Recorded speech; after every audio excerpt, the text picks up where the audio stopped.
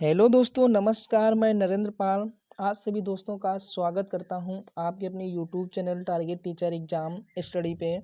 दोस्तों, हम लोग आज बात करेंगे रीट ईवीएस के अंतर्गत राष्ट्रीय प्रतीक। दोस्तों, ओवरऑल लेक्चर नंबर 11 है। तो दोस्तों, आप सभी से रिक्वेस्ट है, दोस्तों हमारे वीडियो आप सभी देखते हैं। दोस्तों 80% से अधिक लोग देखते हैं और चैनल को सब्सक्राइब नहीं करते हैं। तो दोस्तों, आप चैनल पर पहली बार आए हैं या आपने अभी तक चैनल को सब्सक्राइब नहीं किया है तो प्लीज़ सब्सक्राइब करिए, साथ में बेल आइकन को प्रेस करिए, जिससे आने वाली वीडियो की नोटिफिकेशन आपको शीघ्र ही मिल सके। तो दोस्तों, राष्ट्रीय प्रतीक के अंतर्गत अगर बात की जाए भारत का राष्ट्रीय ध्वज, तो दोस्तों यहाँ से इम्पोर्टेंट क्वेश्चन क्या बन जाता है, तो दोस्तों यहाँ से क्वेश्चन बन जाता है भारत का राष्ट्रीय ध्वज। दोस्तों इसमें कितने रंग होते हैं? इसमें होते हैं केसरिया, सफ़ेद, हरे रंग की 3 क्षैतिज पट्टियाँ पाई जाती हैं। इन 3 रंगों के कारण भारत को ध्वज को तिरंगा कहा जाता है। इसके दोस्तों ध्वज की चौड़ाई और लंबाई की अगर अनुपात की बात की जाए तो 2:3 होता है। ध्वज में सफ़ेद रंग की पट्टी के बीचों बीच गहरे नीले रंग का चक्र बना होता है। तो दोस्तों जिसमें 24 तीलियाँ बनी होती हैं, यह चक्र सारनाथ में स्थित अशोक स्तंभ से लिया गया है। कहाँ से लिया गया है? अशोक स्तंभ से लिया गया है। तो दोस्तों 22 जुलाई 1947 को भारतीय संविधान सभा ने राष्ट्रीय ध्वज तिरंगे को अपनाया था। तो दोस्तों भारत के राष्ट्रीय ध्वज में स्थित केसरिया रंग त्याग और बलिदान का, सफ़ेद रंग सत्य और शांति का, पवित्रता का तथा हरा रंग देश की समृद्धि और उर्वरकता का प्रतीक प्रदर्शन करता है। दोस्तों भारत का राष्ट्रीय गान, तो दोस्तों यहाँ से आपका इम्पोर्टेंट क्वेश्चन बन जाता है कि दोस्तों भारत का राष्ट्रीय गान है जन गण मन। दोस्तों इसे 24 जनवरी 1950 को राष्ट्रीय गान के रूप में स्वीकार किया गया था। यह गान किसने लिखा? तो रविन्द्रनाथ टैगोर के द्वारा लिखा गया, जिसको दोस्तों सबसे पहले 27 दिसंबर 1911 को कोलकाता में भारतीय राष्ट्रीय कांग्रेस के अधिवेशन में गाया गया था। दोस्तों इसको पढ़ने में लगभग 52 सेकंड का समय लगता है। दोस्तों ये आपके इम्पोर्टेंट पॉइंट पूछे जा सकते हैं। दोस्तों अब बात करते हैं भारत का राष्ट्रीय गीत। दोस्तों भारत का राष्ट्रीय गीत है वंदे मातरम, जिसे लिखा था बंकिम चंद्र चटर्जी द्वारा। जो इनकी दोस्तों रचना है आनंद मठ से इसको लिया गया था। 24 जनवरी 1950 को राष्ट्रगान के साथ ही स्वीकार किया गया था। दोस्तों सर्वप्रथम अगर बात की जाए तो राष्ट्रीय वंदे मातरम, राष्ट्रीय गीत वंदे मातरम को 1896 भारतीय राष्ट्रीय कांग्रेस के सत्र में गाया गया था। दोस्तों राष्ट्रीय गीत को गाने में लगभग 65 सेकंड का समय लगता है। भारत का राष्ट्रीय चिन्ह दोस्तों क्या है? अशोक स्तंभ। दोस्तों ये कहाँ से लिया गया है? ये मौर्य साम्राज्य के शासक सम्राट अशोक द्वारा सारनाथ में बनवाए गए स्तंभ से लिया गया है। दोस्तों इसमें क्या है? 4 शेर एक दूसरे के पीठ के पीछे सटाकर बैठे हुए हैं। उनमें से एक सिंह के नीचे लिखा हुआ है सत्यमेव जयते, जिसे राज चिन्ह में दर्शाया गया है, जो कि देवनागरी लिपि में अंकित है। दोस्तों इसका अर्थ होता है सत्य की ही विजय होती है। तो 26 जनवरी 1950 को अशोक स्तंभ को भारत के राष्ट्रीय चिन्ह के रूप में आधिकारिक रूप से स्वीकार किया गया था। दोस्तों सर्वोच्च राष्ट्रीय पुरस्कार की बात की जाए तो ये भारत रत्न होता है, जिसको दोस्तों इसमें क्या होता है, राष्ट्रीय सेवा में असाधारण कार्य करने वाले व्यक्तियों को प्रदान किया जाता है। इन राष्ट्रीय सेवाओं में विज्ञान, कला, साहित्य, खेल और सार्वजनिक सेवा के क्षेत्र सम्मिलित होते हैं। इस पुरस्कार के रूप में पुरस्कार प्राप्तकर्ता को एक प्रमाण पत्र और तमगा, दोस्तों जिसे मेडल कहा जाता है, इस पुरस्कार में कोई धनराशि नहीं दी जाती है। दोस्तों इसकी शुरुआत की अगर बात की जाए तो इसकी शुरुआत हुई थी 2 जनवरी 1954 को भारत के तत्कालीन राष्ट्रपति श्री राजेंद्र प्रसाद द्वारा की गई थी। दोस्तों ये भी पॉइंट आपके लिए इम्पोर्टेंट हो जाएगा। दोस्तों भारत के राष्ट्रीय पशु को अप्रैल 1973 को बाघ का रॉयल बंगाल टाइगर को भारत का राष्ट्रीय पशु घोषित किया गया था। इससे पहले भारत का राष्ट्रीय पशु शेर हुआ करता था। तो दोस्तों इसका जंतु वैज्ञानिक नाम है पिंथरा ट्राइगिस। नेक्स्ट बात करते हैं राष्ट्रीय पक्षी। दोस्तों इसको 26 जनवरी 1963 को मोर को भारत का राष्ट्रीय पक्षी घोषित किया गया। मोर को संस्कृत भाषा में मयूर कहा जाता है, जिसका जंतु वैज्ञानिक नाम है पायोकिस्टेटस। राष्ट्रीय पशु दोस्तों राष्ट्रीय पुष्प है भारत का राष्ट्रीय पुष्प कमल है, जो दोस्तों अनेक प्रकार के आयुर्वेदिक, एलोपैथिक और यूनानी औषधियों के निर्माण हेतु प्रयोग किया जाता है। इसका दोस्तों वनस्पतिक नाम होता है नीलाम्बियन ल्यूसीफेरा। दोस्तों राष्ट्रीय खेल की बात की जाए तो भारत का राष्ट्रीय खेल हॉकी को माना जाता है, लेकिन दोस्तों भारत ने ओलंपिक खेल में हॉकी के खेल में लगातार 6 स्वर्ण पदक जीते थे। तब से हॉकी को भारत का राष्ट्रीय खेल माना जाता है, लेकिन भारतीय खेल मंत्रालय ने माना है कि आधिकारिक रूप से भारत में किसी भी खेल को भारत का राष्ट्रीय खेल घोषित नहीं किया गया है, लेकिन सरकारी वेब पोर्टल पर हॉकी को ही राष्ट्रीय खेल माना गया है।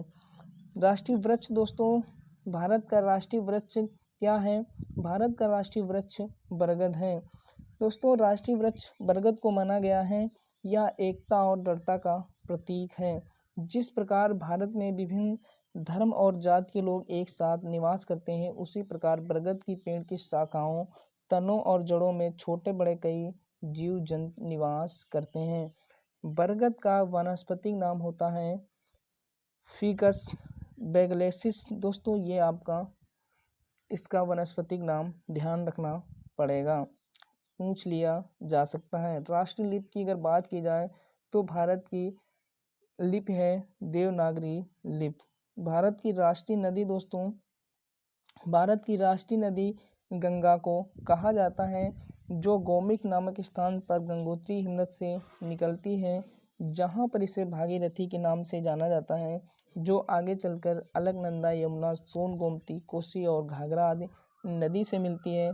देवप्रयाग में जाकर भागीरथी और अलकनंदा का संगम होता है।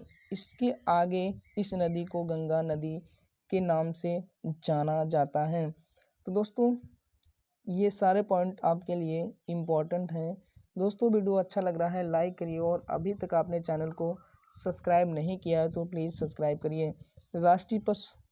राष्ट्रीय विरासत पशु की अगर बात की जाए तो इसको अक्टूबर 2010 में हाथी को भारत का राष्ट्रीय विरासत पशु घोषित किया गया था।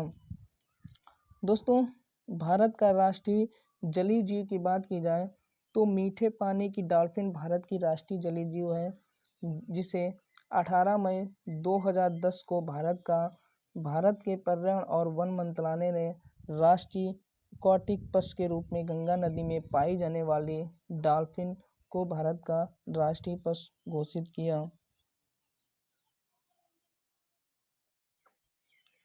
तो दोस्तों इसे वन्य जीव संरक्षण अधिनियम 1972 में शामिल किया गया। तो दोस्तों कब किया गया? 1972 में शामिल किया गया। अब बात करते हैं भारत का राष्ट्रपिता। दोस्तों भारत का राष्ट्रपिता महात्मा गांधी को कहा जाता है। भारत का तो दोस्तों सर्वप्रथम 6 जुलाई 1944 को सुभाष चंद्र बोस ने सिंगापुर रेडियो स्टेशन से संदेश प्रसारित करते हुए महात्मा गांधी को राष्ट्रपिता कहकर संबोधित किया था। उनके 30 जनवरी 1948 को गांधी जी की हत्या के बाद जब देश के तत्कालीन प्रधानमंत्री जवाहरलाल नेहरू ने रेडियो पर भारत के लोगों को संबोधित किया था, तब उन्होंने कहा था कि राष्ट्रपिता अब नहीं रहे। तब से महात्मा गांधी को भारत का राष्ट्रपिता कहा जाता है। तो दोस्तों भारत सरकार के अनुसार किसी को भी आधिकारिक रूप से राष्ट्रपिता की उपाधि प्राप्त नहीं है, और संविधान में ऐसा कोई प्रावधान भी उपलब्ध नहीं है।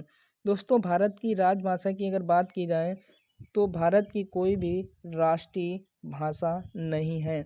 भारत के संविधान के अनुच्छेद 343 के तहत हिंदी भारत की राजभाषा है। दोस्तों पूछा जाता है कि भारत की राजभाषा को किस अनुच्छेद के अंतर्गत मान्यता दी गई है, तो दी गई है 343 के अंतर्गत। भारत के संविधान में राष्ट्रभाषा का कोई उल्लेख नहीं है।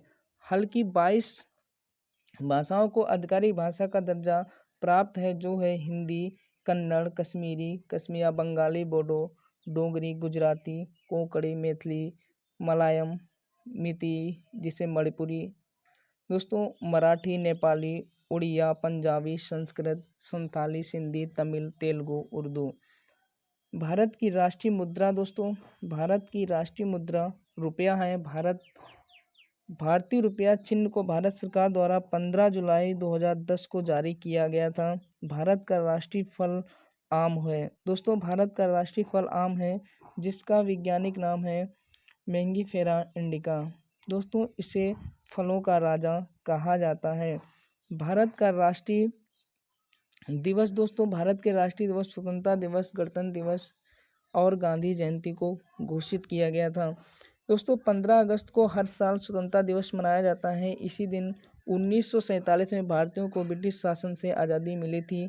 26 जनवरी 1950 को भारत अपना संविधान प्राप्त हुआ था, इसलिए इस दिन को गणतंत्र दिवस के रूप में मनाया जाता है। दोस्तों हर साल 2 अक्टूबर को गांधी जयंती मनाई जाती है। इसी दिन गांधी का जन्म हुआ था, गांधी जी का जन्म हुआ था।